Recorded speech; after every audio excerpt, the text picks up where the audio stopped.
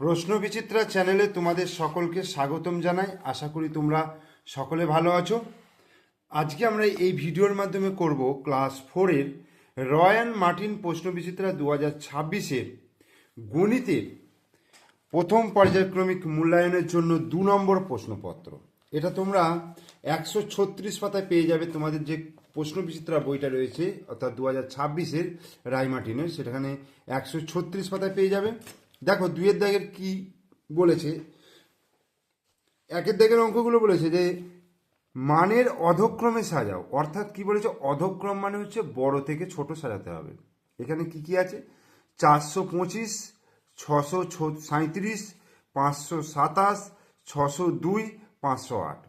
তাহলে এখানে লক্ষ্য করো, সব থেকে বড় কোনটা রয়েছে, মানে শতকের ঘরে 6 আছে, এখানে এখানে 6 আছে, ঠিক আছে। তাহলে 637 আর 602, 637 আর 602 এর মধ্যে নিশ্চয়ই 637 বড়। তাহলে কি হবে? 637 হচ্ছে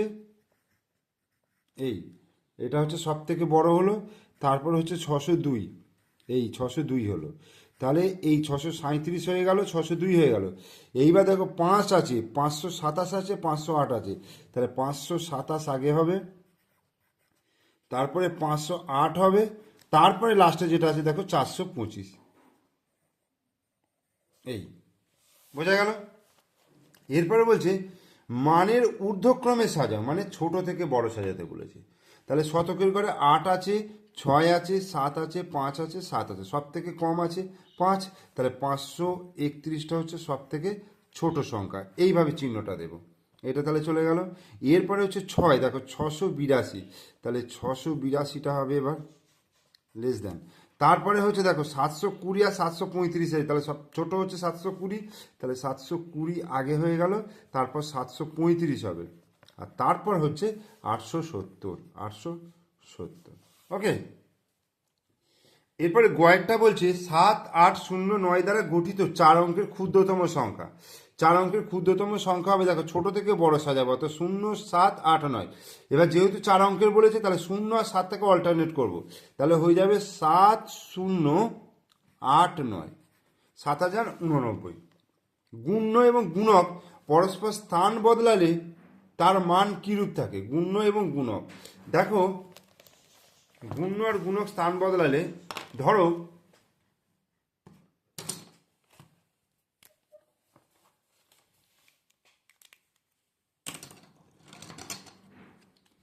আমি দুটো সংখ্যা নিচ্ছি, ধরো 25কে 25 গুণিত 7। তাহলে এইটা হচ্ছে গুণ্য আর এটা হচ্ছে গুণক।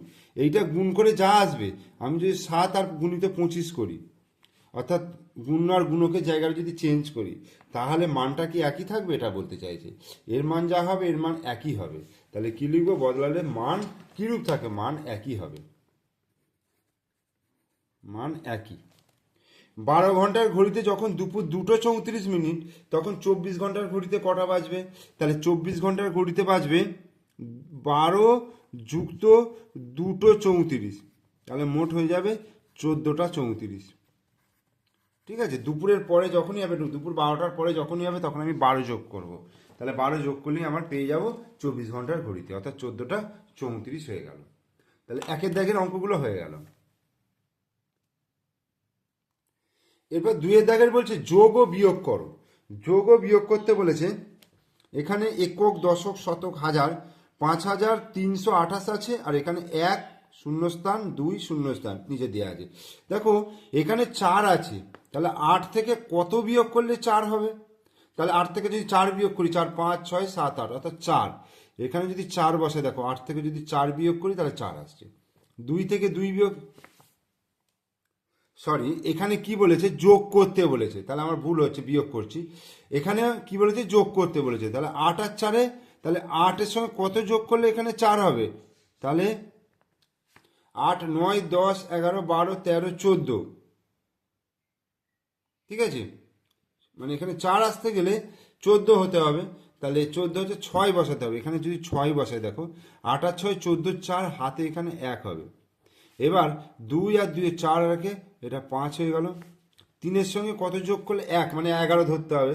3 4 5 6 7 8 9 10 11, 8 দিতে 8-এ, তাহলে তিনের সঙ্গে 8 যোগ করলে 11, 11-র এক হাতে এক, তাহলে 5 রেখে 6 রেখে 7, এইটা হয়ে গেল। এরপরে বিয়োগ করতে বলেছে। 9 কয় দিতে 10, 1 দিতে, হাতে 1, 9 রেখে 10, 10 10 মিলে গেল 0, 9 রেখে 10, 10 10 মিলে গেল 0, 4 রেখে 5, 5 কয় দিতে 8, 5 আর 3 8। তোমরা যেভাবে বিয়োগ শিখেছো সেইভাবেই কিন্তু করবে।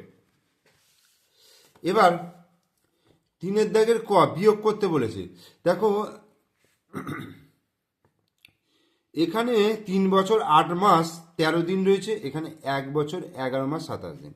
তো 13 দিনটা উপরে ছোট আর 27 দিন নিচে বড়, তার জন্য কি করতে হবে, এই 8টাকে কেটে 7 করলাম, তাহলে 1 মাস এখানে নিলাম, এইখানে যোগ করলাম, তাহলে 30 আর 13 কত হচ্ছে, 40 43।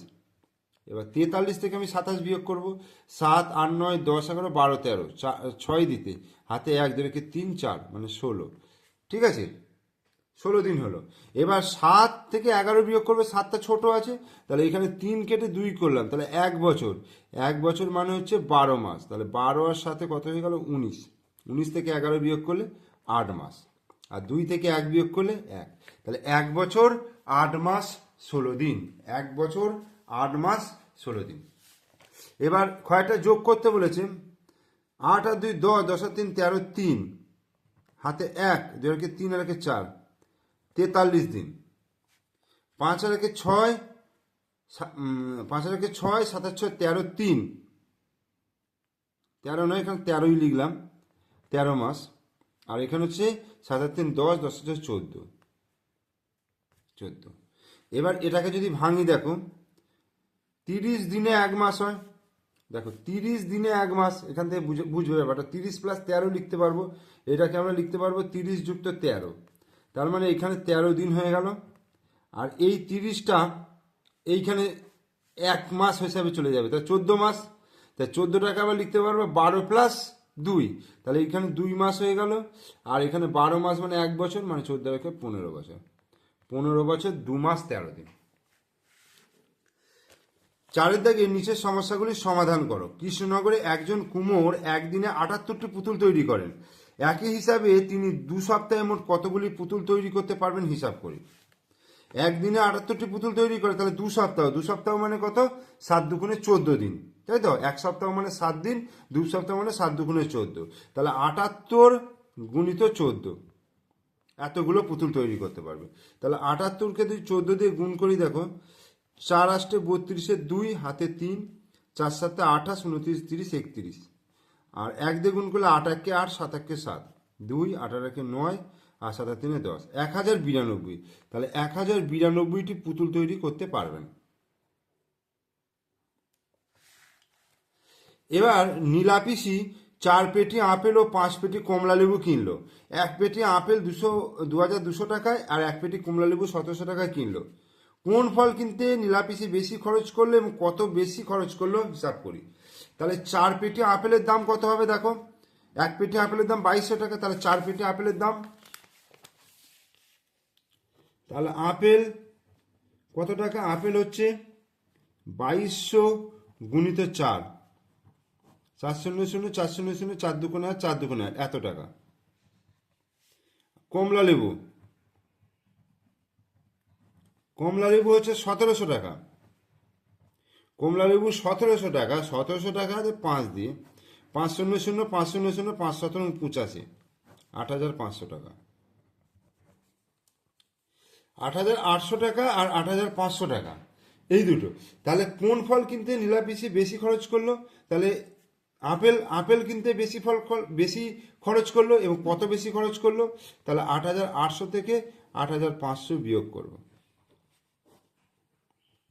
300 টাকা, 300 টাকা বেশি খরচ করলো। 5-এর দাগে ড্যাশ গুণিত 7 সমান 84, তাহলে 7 1 7, 7 2 7 12 84, তাহলে 12 গুণিত 7 84। আবার 12 গুণিত ড্যাশ সমান 100, 9 12 108, 12 গুণিত 9 সমান 9 12 108। গুণফল নির্ণয় করো 63 গুণিত 31, 63 গুণিত 31, 3 1 3, 6 1 6, 3 3 9, 3 6 18, 3, 9 6 15, 5 7 তাহলে 1 আর 9 1, তাহলে 1953। ওকে, তাহলে আমি 2 নম্বর প্রশ্নপত্রটা করিয়ে দিলাম। তোমরা মন দিয়ে ভিডিওটা দেখবে এবং প্রত্যেকটা অঙ্ককে ভালো করে নিজে নিজে করার চেষ্টা করবে। ভিডিও ভালো লাগলে লাইক করবে, শেয়ার করবে, আর আমার চ্যানেল নতুন দর্শক হলে অবশ্যই চ্যানেলটিকে সাবস্ক্রাইব করে দেবে, পাশে থাকা বেল আইকন প্রেস করে দেবে। ওকে, থ্যাংক ইউ।